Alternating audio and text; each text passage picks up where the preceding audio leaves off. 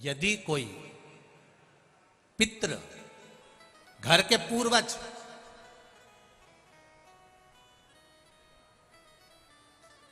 घर के बुजुर्ग, घर के बूढ़े,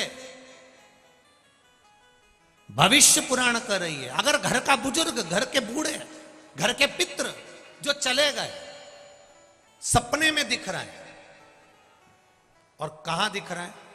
आप सो रहे हैं और आपके सिर के पास आपके बुजुर्ग खड़े हैं, आपके पितृ खड़े हैं, आपके घर के वृद्ध लोग खड़े हैं, ये आपको सपने में दिख रहा है, तो समझ लेना जरूर 15 से 20 दिन के अंदर मेरे यहां कोई खुशखबरी आने वाली है, निश्चित है, कोई खुशखबरी मिलने वाली है। यह हमारे यहां भविष्य पुराण कहती है। और यदि वही पितृ, वही पूर्वज, वही घर के बूढ़े, वही बुजुर्ग हमारे पांव के पास स्वप्न में नजर आ रहे हैं कि मेरे पांव के पास बैठे हैं, समझ लेना कि घर में किसी ना किसी को एक बड़ी बीमारी जरूर घेरने वाली है, कोई रोग आने वाला। और वही पितृ, वही पूर्वज, वही पितर, वही घर के बुजुर्ग, वही बुढ़े, वही बूढ़े जो मर चुके हैं, वो तुम्हारे सपने में अचानक आए और आकर तुरंत चले जाएं, तो भी समझ लेना कि कोई कष्ट आने वाला था, पर वो ज्यादा समय टिकेगा नहीं, तुरंत चले जाएगा, ये निश्चित है। फिर वर्णन किया भविष्य पुराण में,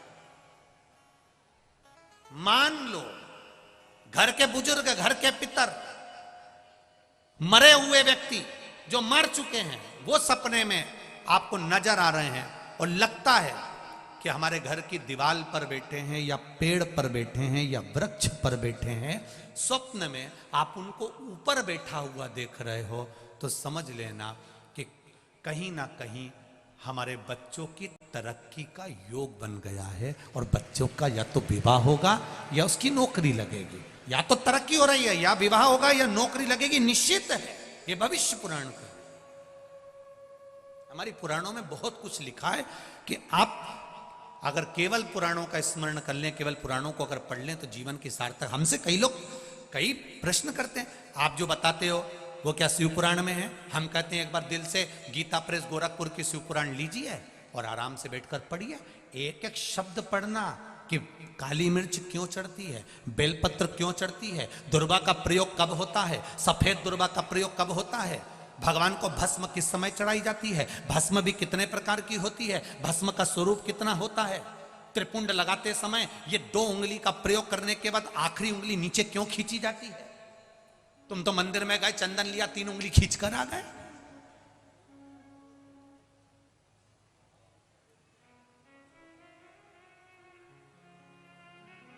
उसको समझो कि उसका कारण क्या है। 2 उंगलियां खींचने के बाद 1 उंगली का चंदन नीचे जब तीसरी उंगली से आता है, तो हम नीचे, कितने भी नीचे अगर खड्डे में भी जा रहे हैं और कर्जे में भी जा रहे हैं, नीचे की उंगली अगर हमने बाद में लगाई है, तो हमें ऊपर उन्नति की सीढ़ी पर महादेव चढ़ा ही देता है। ये निश्चितता है त्रिपुंड लगाने की, ये त्रिपुंड लगाने की निश्चितता है हमारी।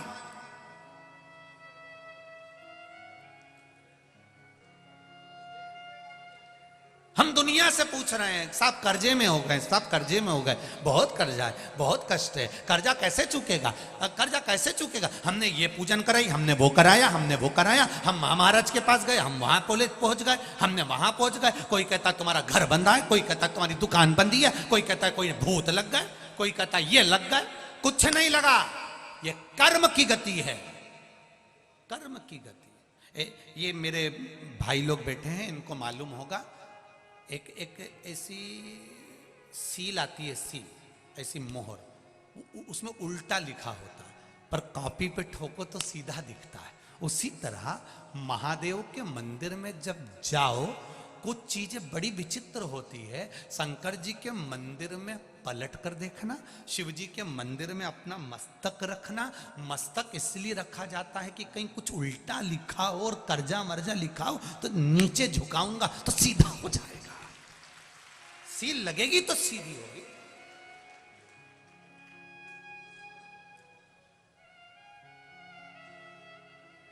हम कई बार माताओं से कहते हैं आप जल चढ़ा कर आई हो, आपके पास में चंदन नहीं है, आपके आसपास में कुछ भी सामग्री नहीं है, और आपको लग रहा है कि आज मुझे बाबा को त्रिपुंड लगाना है, कुछ नहीं है, तो भी ये उंगली तो भगवान ने दी है, लगा दिया, हो गया।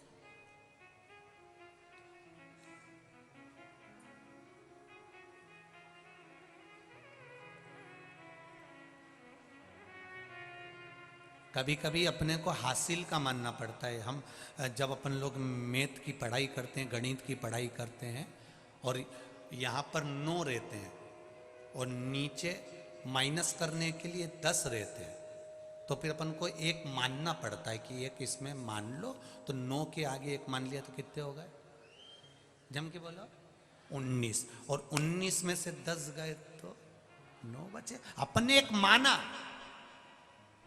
कभी कभी गुरुजी की बात को मानना पड़ता है, तभी तो 9 बच पाता है। नहीं मानेंगे तब समझ में आए, तो नहीं तो 10 का 10 ही है, अब 9 में से 10 घटा के बता दे, ऊपर 9 नीचे 10। एक मानना पड़ेगा कि हमारा शंकर हमारी सुनता है, मेरा शिव मेरी मानता, ये 9 एक मानना पड़ेगा, एक मानना पड़ेगा।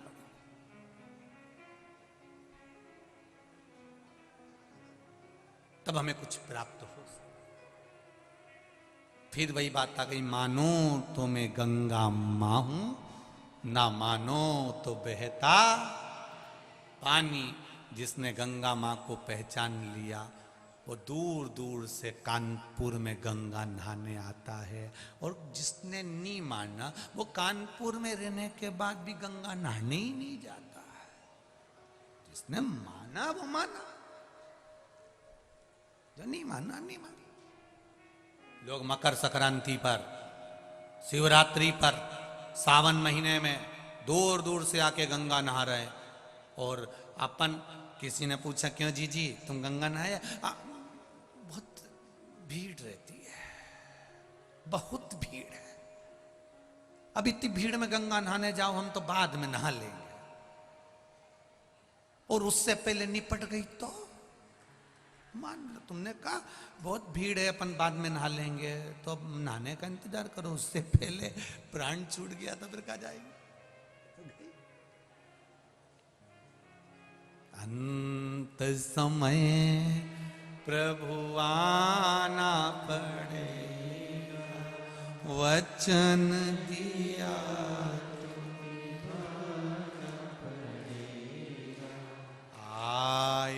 आए कुटुंब कबीरा। अंत समय प्रभु आना पड़ेगा, वचन दिया तो निभाना पड़ेगा। महाराज कोई आए ना आए, सिर के पास में पितर दिख रहा है, सिर के पास में पूर्वज नजर आ रहा है, सिर के पास में पूर्वज दिख रहा है, समझ लो हमें सुख मिल रहा है। चरण के पास स्वप्न में दिख रहा है, समझ लो दुख मिलेगा। आए और गए, समझ लो दुख तो आएगा पर चले जाएगा। और वही पूर्वज जो मर चुके हैं, हमारे पूर्वज जो पितर हैं, जो पूर्वज हैं, जो बुजुर्ग हैं, जो जा चुके हैं, फिर भी सपने में आ रहे हैं, और कहीं ऊंचे स्थान पर, वृक्ष पर, टान पर, घर की मुंडेर पर, घर के ऊपर कहीं नजर आ रहे हैं। समझ लो या तो बेटा बेटी का विवाह होने वाला है, या उसकी नौकरी लगने वाली है, ये निश्चित है, वो ऊपर बढ़ा निश्चितता। ये हमारा भविष्य पुराण कहता है अग्रण्य होगा, ये हमारा स्कंद पुराण कहता है, उसमें अग्रण्यता मिलेगी। अब सपना भी आ गया और दिख गए वृक्ष के ऊपर पितर बैठे हैं, तुमने किसी से पूछ लिया, उन्होंने कह दिया साहब बहुत भयंकर पितृ दोष है, पूजन कराना है अपने को, ऐसा हो गया और बहुत तकलीफ में आ गए। तो ये नहीं, आप थोड़ा सोचो, सारे तीर्थ धाम आपके हे महादेव प्रणाम,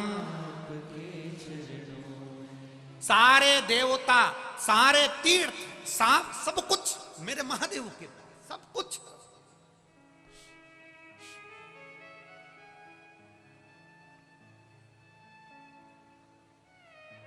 सब कुछ है उसके पास।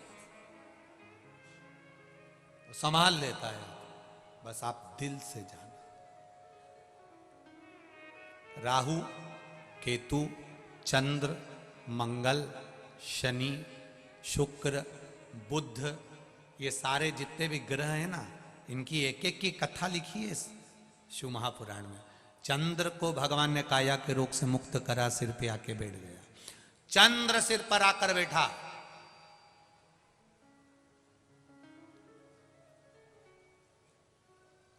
केतु का गला कटा, राहु का गला कटा, भागे।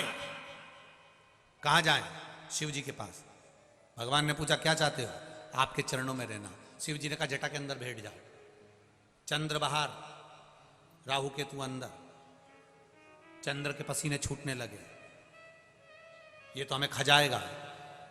चंद्र ग्रहण सूर्य ग्रहण होता है तो इसी में उनको लगा ही हमें खा जाएगा। शिव जी कहते किसी की हिम्मत नहीं है, चुपचाप बैठे रहे चंद्रमा, कुछ नहीं होगा, बैठे रहे वहीं पे। चंद्रमा बैठा, अंदर राहु केतु बैठे हुए। थोड़ी देर बाद पृथ्वी का पुत्र मंगल आ गया। प्रभु क्या हुआ? मुझे नष्ट करने का सोच रहे हैं लोग, मुझे बर्बाद करने का सोच रहे हैं, श्राप दिया जा रहा है। भगवान कहते क्यों चिंता करता है? जहां मैं बैठा हूं, जहां से मेरे शिवलिंग का पानी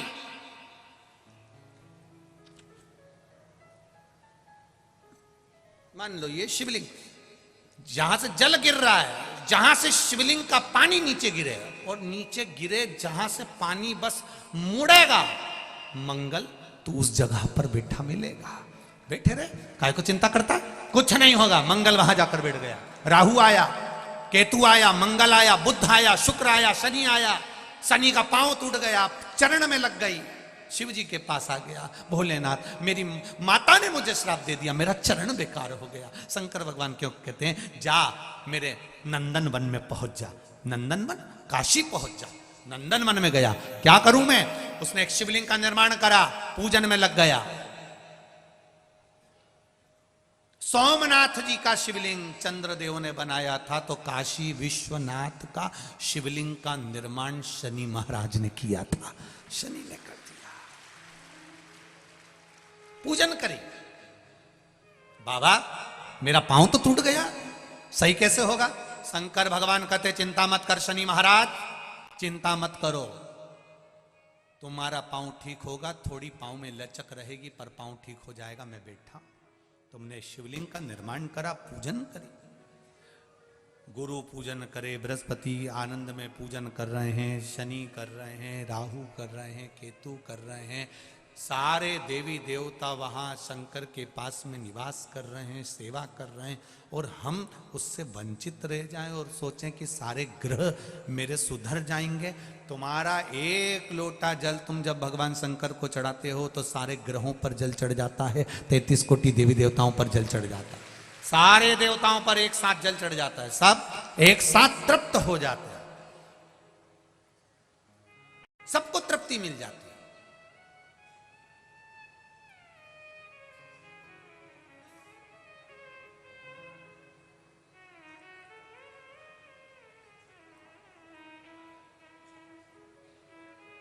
बस उस पर विश्वास, भरोसा करो।